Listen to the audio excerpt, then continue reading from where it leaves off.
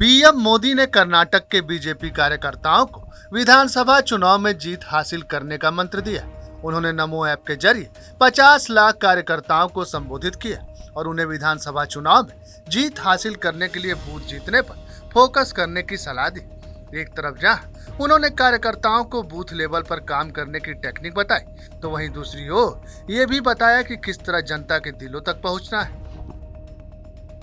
आपको बूथ जीतना है तो सबसे पहले काम करिए। आपके जैसे ही कर्मठ और विजय का विश्वास रखने वाले 10 पुरुष कार्यकर्ता और 10 महिला कार्यकर्ता 20 लोगों की जोड़ी बनाइए और मजबूत जोड़ी बनाइए, टीम बनाइए। कर्नाटका के उज्जवल भविष्य के लिए, कर्नाटका के नौजवानों के उज्जवल भविष्य के लिए भाजपा की केंद्र सरकार हो या भाजपा की राज्य सरकार हो, ये मिलकर के कैसे काम कर रही है, इसकी सारी जानकारी आपके मोबाइल में होनी चाहिए, आपकी डायरी में होनी चाहिए और डायरी हमेशा साफ होनी चाहिए। और ये सारी बातें आपके दिलो दिमाग में भी होनी चाहिए।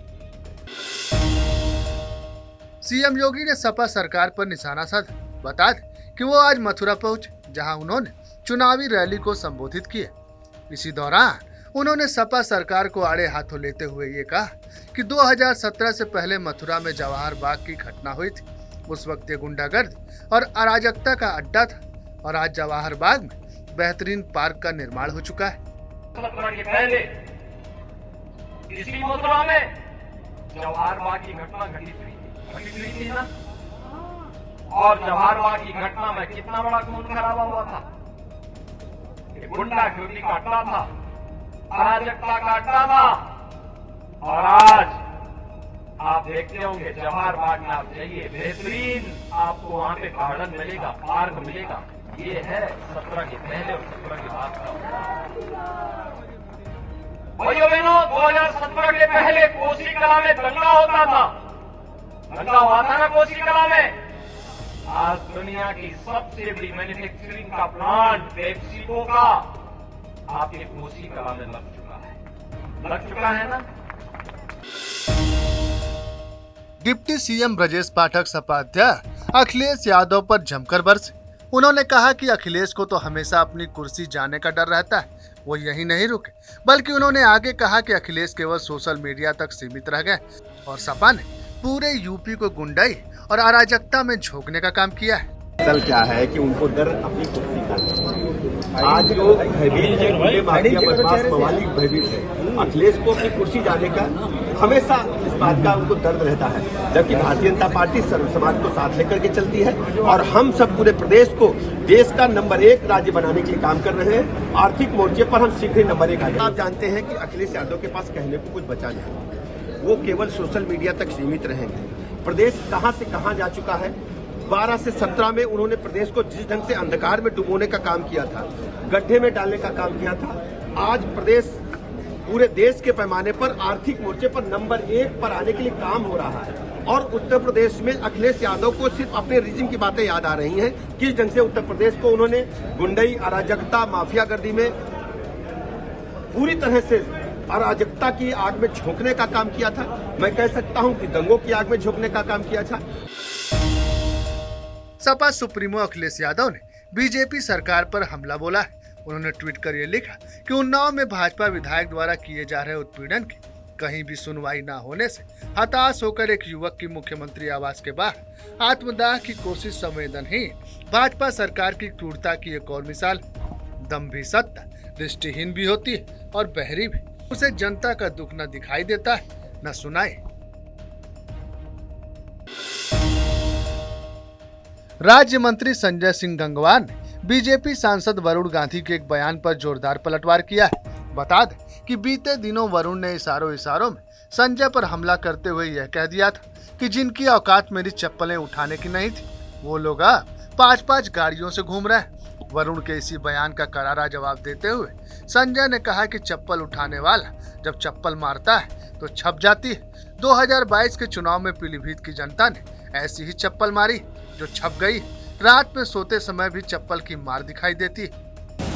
जो लोग हमको लोगों को पीलीभीत के लोगों को चप्पल वाले समझते हैं कि ये हमारी चप्पल उठाते हैं, तो नेता बोलते हैं ना, वो नेता जब यहाँ आए थे तो मम्मी के सामने अपनी रो रहे थे, मम्मी मम्मी, और कहीं तो मेरा काम नहीं चलेगा, पीलीभीत की जनता भोली भाली है, नुपुल लेके आ गए यहाँ की यहाँ मैं इन लोगों को ठग लूंगा। पीलीभीत की जनता जग चुकी। मैं उनके लिए 4 लाइनें कहना चाहता हूँ कि दरिया अब तेरी खैर नहीं, बूंदों ने बगावत कर ली है। दरिया अब तेरी खैर नहीं, बूंदों ने बगावत कर ली है। नादा न समझ बुझती पीलीभीत के लोगों को, पीलीभीत के लोगों ने बगावत अब कर ली है। यूपी में नगर निकाय चुनाव से पहले अखिलेश के करीबी ने उन्हें बड़ा झटका दिया है। सपा से मेयर का चुनाव लड़ चुके साजिद चौधरी ने अपने काफी कार्यकर्ताओं के साथ सपा को छोड़कर बसपा का दामन थाम लिया है। साथ ही उन्होंने ये भी कहा कि आज बीजेपी से लड़ना इतना आसान नहीं। अगर खुरपा और बुरका एक हो जाए तो हिंदुस्तान की राजनीति बदल सकती है। देखिए मान्यवर, आप सभी भली भांति जानते हैं कि आज भारतीय जनता पार्टी से फाइट करना इतना आसान नहीं है। हम आभारी हैं बहन कुंवारी मायावती जी की कि उन्होंने इमरान भाई को पश्चिमी उत्तर प्रदेश के प्रभारी बनाकर इतनी बड़ी जिम्मेदारी दी। और ये समीकरण आप सभी बुद्धिजीवी हैं, जानते हैं कि अगर खुरपा और बुरखा एक साथ हो जाए तो हिंदुस्तान की राजनीति बदल सकती है। आज इसकी ज़रूरत थी, तो इन्हीं को हालात को देखते हुए हमने ये फैसला लिया कि इस वक्त जो है बहन कुंवारी मायावती जी को और इमरान भाई के हाथों को मजबूत किया जाए ताकि बड़ी लड़ाई लड़ी जाए। असद गुलाम एनकाउंटर पर न्यायिक आयोग की टीम ने तमाम जानकारी इकट्ठा की।